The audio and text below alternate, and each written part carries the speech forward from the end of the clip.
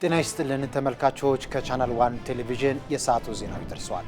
በዕለቱ ዜናችን የሀገር ውስጥ የባህር ማዶ እንዲሁም የቢዝነስ ዘገባዎች ተካተዋል። ሀያሉ ለመነ ዜናዎቹን እመራላችኋለሁ። አብራችሁ ኢትዮጵያ በፈጣን የኢኮኖሚ እድገት ከዓለም ቀዳሚ ከሆኑ ሀገራት ተርታ መሰለፏን ጠቅላይ ሚኒስትር አብይ አህመድ አስታወቁ። የዓለም አቀፍ የገንዘብ ድርጅት IMF እንደተነበየው ኢትዮጵያ በ2026 የ9.3 በመቶ እድገት እንደምታስመዘግብ ይጠብቃል። ለዝርዝሩ ኤፍራታ ጥላሁን። ጠቅላይ ሚኒስትር ዶክተር አብይ አህመድ ዛሬ በሕዝብ ተወካዮች ምክር ቤት 10ኛ መደበኛ ስብሰባ ላይ ተገኝተው ከምክር ቤቱ አባላት ለቀረቡላቸው ጥያቄዎች ምላሽና ማብራሪያ ሰጥተዋል። በማብራሪያቸውም የኢትዮጵያ ወቅታዊ ኢኮኖሚ ጉዞ በሚመለከት አበይት ነጥቦችን አንስተዋል። ጠቅላይ ሚኒስትር ዶክተር አብይ አህመድ እንደገለጹት በ2025 በዓለም ላይ በፍጥነት ከሚያድጉ 10 ሀገራት መካከል 5ቱ ከአፍሪካ ሲሆኑ ኢትዮጵያ በዚህ ዝርዝር ውስጥ ቀዳሚ ሆናለች ብለዋል። የእድገት ምጣኔን በተመለከተም ኢትዮጵያ በ9.2 በመቶ የእድገት ግስጋሴ ላይ መሆኗን ጠቅሰው ይህም ሀገሪቱ የጀመረችው የማይክሮ ኢኮኖሚ ማሻሻያ ውጤት መሆኑን አመላክተዋል። የዓለም አቀፉ የገንዘብ ድርጅት IMF በ2026 ባወጣው ሪፖርት ኢትዮጵያ መንግስት አቅዶት ከነበረው 9.2 በመቶ በ0.1 ከፍ ያለ የ9.3 በመቶ እድገት እንደምታስመዘግብ መተንበዩን ጠቅላይ ሚኒስትር ዶክተር አብይ አህመድ አብራርተዋል። ይህ የኢኮኖሚ እድገት ኢትዮጵያ በአህጉራዊና በዓለም አቀፍ ደረጃ ያላትን የኢኮኖሚ ተጽዕኖ ፈጣሪነት የሚያረጋግጥ መሆኑን ጠቅላይ ሚኒስትሩ በማብራሪያቸው አጽንኦት ሰጥተውበታል። ኢትዮጵያ ለህዳሴ ግድብ ግንባታ ምንም አይነት ብድርም ይሁን እርዳታ አልወሰደችም ሲሉ ጠቅላይ ሚኒስትር አብይ አህመድ ተናገሩ።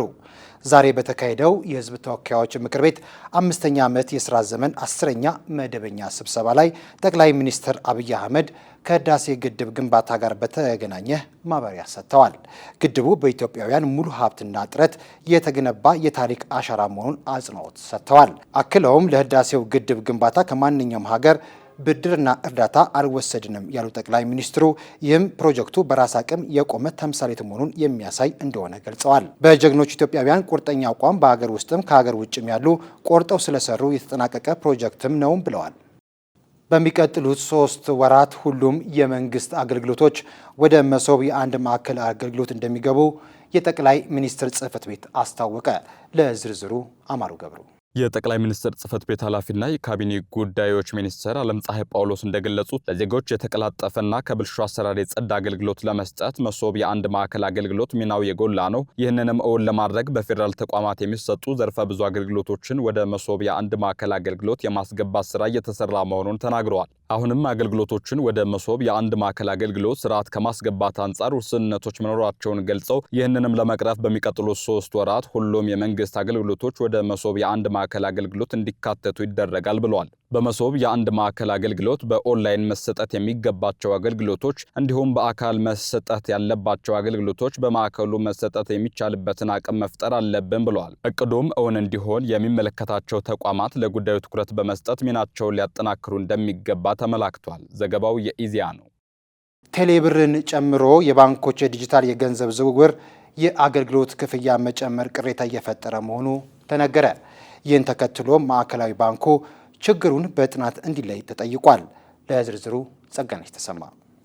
በትናንትናው ዕለት የፕላን በጀትና ፋይናንስ ጉዳዮች ቋሚ ኮሚቴ የብሔራዊ ባንክን የ6 ወራት የሥራ አፈጻጸም ክንውን ሪፖርት በተገመገመበት ወቅት የዲጂታል ክፍያ ቴክኖሎጂዎችን ከማስፋት አኳያ ተግባሩ አበረታች ቢሆንም በአንዳንድ የአገልግሎት ክፍያዎች ላይ እንደ ኤቲኤም፣ ፖስና የሞባይል ባንኪንግ የአገልግሎት ክፍያ መጨመር ቅሬታ እያስነሳ መሆኑን ተከትሎ ችግሩን ለመፍታት ምን ተደረገ ሲል ተጠይቋል። በኢትዮጵያ ብሔራዊ ባንክ የፋይናንስ ተቋማት ሱፐርቪዥን ምክትል ገዢ ሰለሞን ወርቅነህ በባንኮች በኩል ለማየት እንደተሞከረው የቴክኖሎጂው ሶፍትዌር ወጪ ፈሰስ የማድረግ እንዲሁም የባለሙያዎች የስልጠና ወጪ ከፍተኛ መሆን ለአገልግሎት ክፍያው ከፍ ማለት ምክንያት እንደሆነ ገልጸውልናል ብለዋል። በተጨማሪም ባንኮች የእርስ በርስ ማናበቢያ ስርዓት የራሱን ወጪ የሚጠይቅ በመሆኑ የአገልግሎት ክፍያዎች ከወጪዎች አኳያ ነው የናረው የሚለውን መረዳት ተችሏል ሲሉ አስረድተዋል። በመሆኑም ባንኮች ኪሳራ ውስጥ ላለመግባት ወጪውንም በመሸፈን ትርፍም ማግኘት እንዳለባቸው ገልጸዋል። ብሔራዊ ባንክ ለባንኮች የአገልግሎት ክፍያ ቁርጥ ተመን ማስቀመጥ አይችልም። እንደዛ ማድረግ የሚያስችል ዓለም አቀፍ አሰራርም የለም። ሆኖም በመሆኑም የቁጥጥር ስራ እየሰራን ነው ብለዋል። ባንኮች የሚቆርጡትን የአገልግሎት ክፍያ ለተጠቃሚዎች እንዲለጥፉና ተጠቃሚዎች በግልጽነት ክፍያዎቹን አውቀው መጠቀም እንዲችሉ ማሳወቅ እንዳለባቸው አቅጣጫ ተሰጥቷል። የፕላን በጀትና ፋይናንስ ጉዳዮች ቋሚ ኮሚቴ ምክትል ሰብሳቢ ዶክተር አብርሃም አለማየሁ በዲጂታል ክፍያ ቴክኖሎጂና ሌሎች ወጪዎች ሊኖሩ ይችላሉ፣ ግን ይደርስብናል የሚሏቸው ኪሳራዎች እውነት ይገጥማሉ?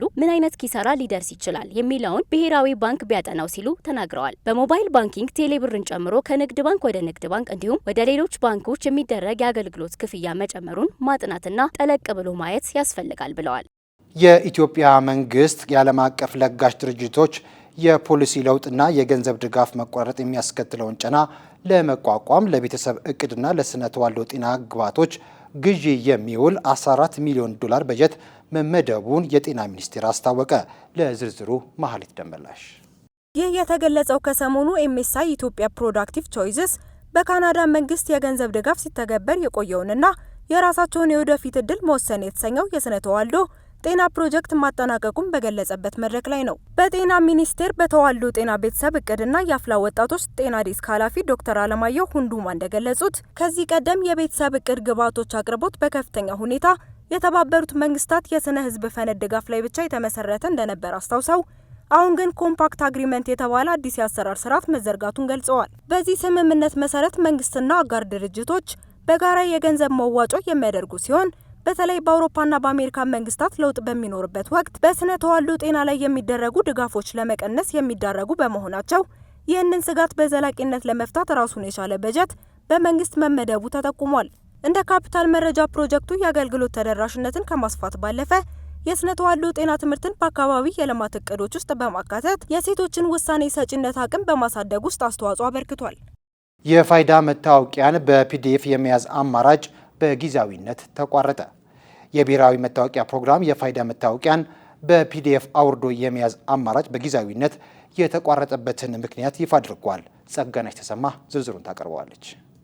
በየአካባቢው የሚገኙ የኢንተርኔትና ህትመት ቤቶች ጥራት በሌላቸው ካርዶች እያተሙ መሆኑ የአንድን ግለሰብ ትክክለኛ ያልሆነ መረጃ በፎቶሾፕ እያስመሰሉ በመስራት የተለያዩ የማህበረሰብ ክፍሎችን እያጭበረበሩ ያሉ አታሚዎች በስፋት መታየታቸው ከምክንያቶቹ መካከል ተጠቅሰዋል። በተጨማሪም ከከተማ ራቅ ብለው የሚኖሩና በቂ ግንዛቤ የሌላቸው ዜጎች ትክክለኛ ባልሆነ የካርድ ህትመት እየተታለሉ ገንዘብና ጊዜያቸውን ከመጭበርበራቸው ባሻገር የሚፈልጉትን አገልግሎት ማግኘት እንዳይችሉ እያደረገ መሆኑ ተገልጿል። ስለሆነም ዜጎች የኢፋይዳ አማራጭ ሲፈልጉ የፋይዳ አይዲ ሞባይል መተግበሪያ ላይ በቀላሉ ማግኘት እንደሚችሉ የብሔራዊ መታወቂያ ፕሮግራም አመልክቷል። በኢትዮጵያ ብሎም በአፍሪካ የመጀመሪያ እንደሆነ የተነገረለት ሰው አልባ ዘመናዊ የፖሊስ ጣቢያ ይፋ ሆነ። ይህ ስማርት ጣቢያ ከወንጀል ሪፖርት ባሻገር የተለያዩ ክፍያዎችን ጨምሮ እስከ 46 የሚደርሱ የመንግስት አገልግሎቶችን መስጠት የሚያስችል እንደሆነ ቴክኖሎጂው ከሰው ንክኪ ነፃ በመሆኑ ሙስናን ለመከላከል እንደሚረዳ ተጠቁሟል። ኤፍራታ ጥላሁን ዝርዝሩን ታቀርበዋለች።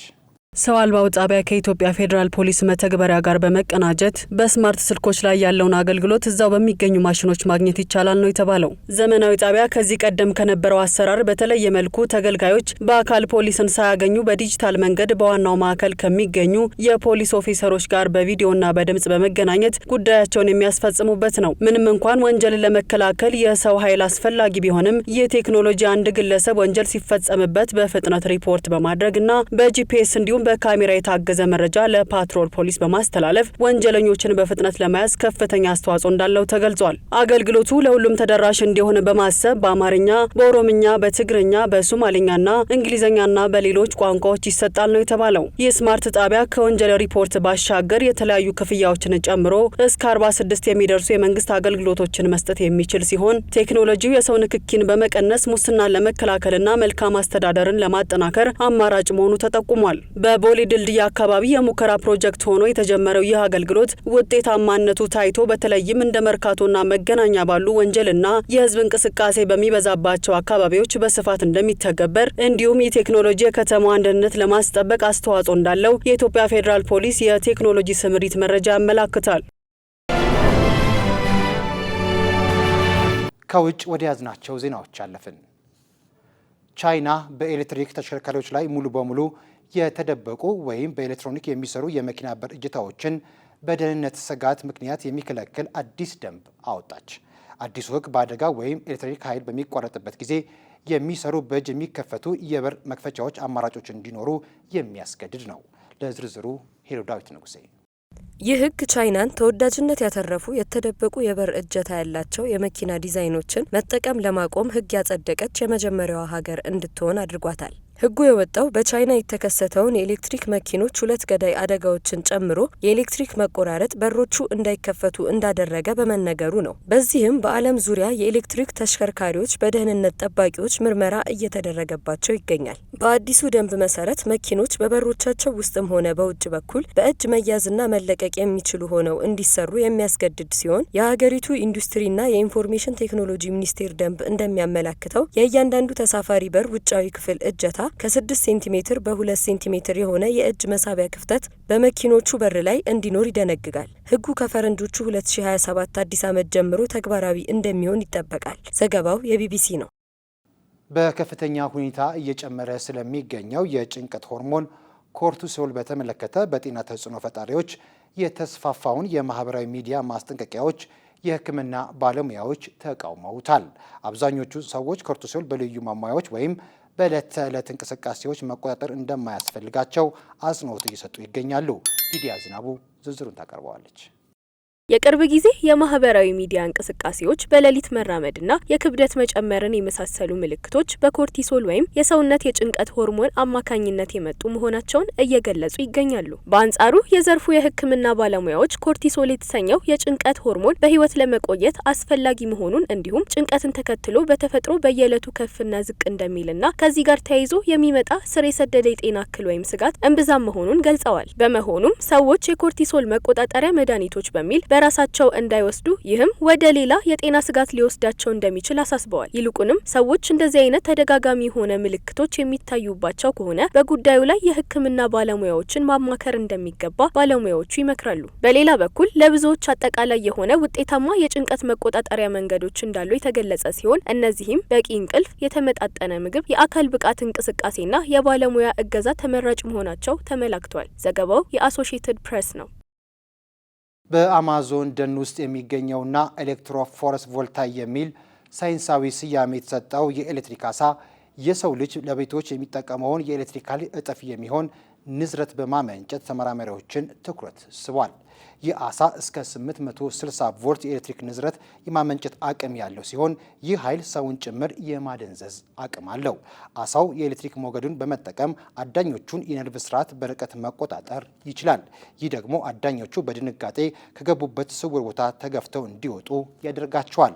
እንደ አሶሺየትድ ፕሬስ ዘገባ አሳው በውሃ ውስጥ ብቻ ሳይሆን ወደ ላይ በመዝለል በጠላቶቹ ላይ ቀጥተኛ የኤሌክትሪክ ንዝረት የመሰንዘር ልዩ ችሎታም አለው ተብሏል። ወደ ቢዝነስ ዘገባችን አለፍን። ብሔራዊ ባንክ ዛሬ 17ኛውን ዙር የውጭ ምንዛሬ ጨረታ አካሄደ። ለዚህና ሌሎች የቢዝነስ ዘገባዎች መሀሌት ደንበላሽ። የኢትዮጵያ ብሔራዊ ባንክ ያካሄደው የውጭ ምንዛሬ ጨረታ ውጤትን ይፋ አድርጓል። በዚህም ለጨረታው 70 ሚሊዮን የአሜሪካን ዶላር የቀረበ ሲሆን 19 ባንኮች ተሳትፈው 8 ባንኮች በጨረታው ማሸነፋቸውን አስታውቋል። በተጨማሪም በጨረታው አንድ የአሜሪካን ዶላር ዋጋ በአማካኝ 155.05 ብር ሆኖ ተመዝግቧል።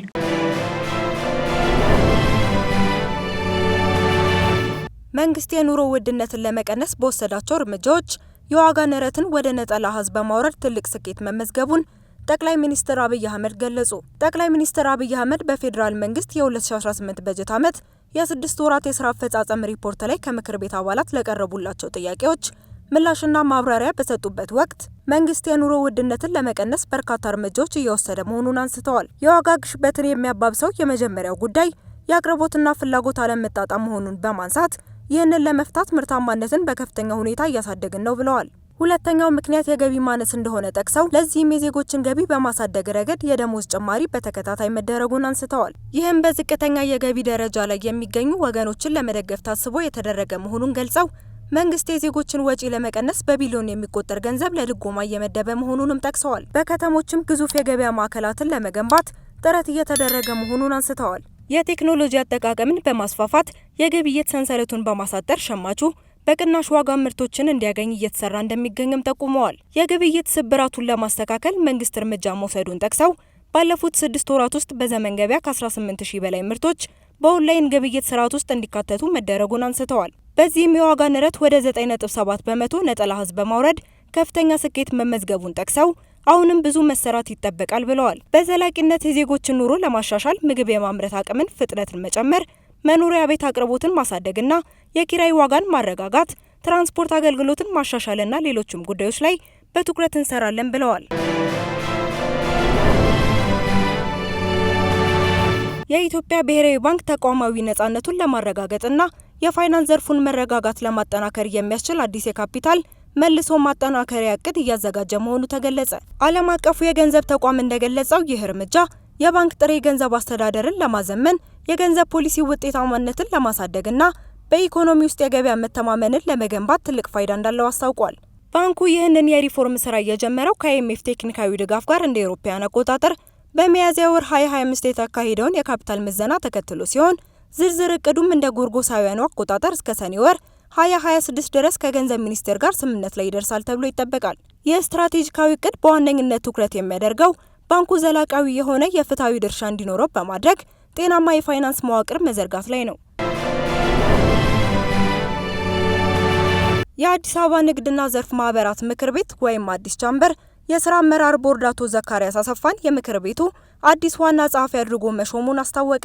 አቶ ዘካሪያስ ላለፉት 9 ዓመታት በአዲስ ቻምበር ውስጥ የንግድ ድጋፍ አገልግሎትና አድቮኬሲ ዘርፍን በምክትል ዋና ጸሐፊነት ሲመሩ እንደነበር ካፒታል የገለጸ ሲሆን የዋና ጸሐፊነቱን ቦታ ደግሞ የተረከቡት ላለፉት 5 ወራት በቦታው ላይ ከነበሩት ከመሰረት ሞላ ነው። አቶ ዘካሪያስ አሰፋ ወደ አዲስ ቻምበር ከመቀላቀላቸው በፊት የኢትዮጵያ ማኔጅመንት ኢንስቲትዩት ዋና ዳይሬክተር እና የኢትዮጵያ ቀይ መስቀል ማህበር የስልጠና ኢንስቲትዩት ዳይሬክተር በመሆን ማገልገላቸው ተገልጿል። በ1939 ዓ.ም የተመሰረተው አዲስ ቻምበር የንግድ ማህበረሰቡ ሀሳብ ማስተላለፊያ በመሆን በነጋዴና በመንግስት መካከል እንደ ድልድይ ሆኖ የሚያገለግል አንጋፋ ተቋም ነው። የኬንያ ማዕከላዊ ባንክ የገንዘብ ኖቶችን ለስጦታ አበባና ለጌጣጌጥ ሲሉ ማበላሸት በሕግ ያስጠይቃል ሲል አስጠነቀቀ። የኬንያ ማዕከላዊ ባንክ የሀገሪቱ ገንዘብ የሆነው የኬንያ ሺሊንግ ኖቶች ለጌጣጌጥና ለተለያዩ በዓላት ማክበሪያነት መዋሉ የተለመደ መምጣቱን በመጥቀስ በብር ኖቶቹ ላይ ዘላቂ ጉዳት ማድረሳቸውን ጠቅሶ ድርጊቱ በሕግ ጭምር የሚያስቀጣ መሆኑን አስጠንቅቋል። ገንዘብ ኖቶችን ማጠፍ፣ መጠቅለል፣ በማጣበቂያ መለጠፍ፣ በስቴፕል ወይም በፒን መብሳት የገንዘቡን ጥራት የሚያበላሹ ተግባራት በመሆናቸው በጥብቅ የተከለከሉ ናቸው ነው ያለው።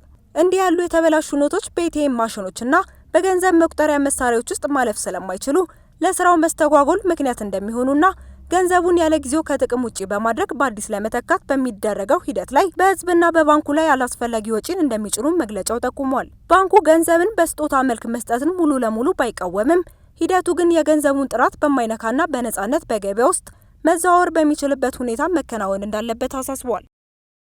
ከቻናል 1 ቴሌቪዥን የሰዓቱ ዜናዎች በዚሁ ተጠናቀዋል። ሀያሉ ለመነ ዜናዎቹ መርጬላችኋለሁ። ከቀጣይ የቻናል 1 ውብ ፕሮግራሞች ጋር መልካም ቆይታ ይሁንላችሁ።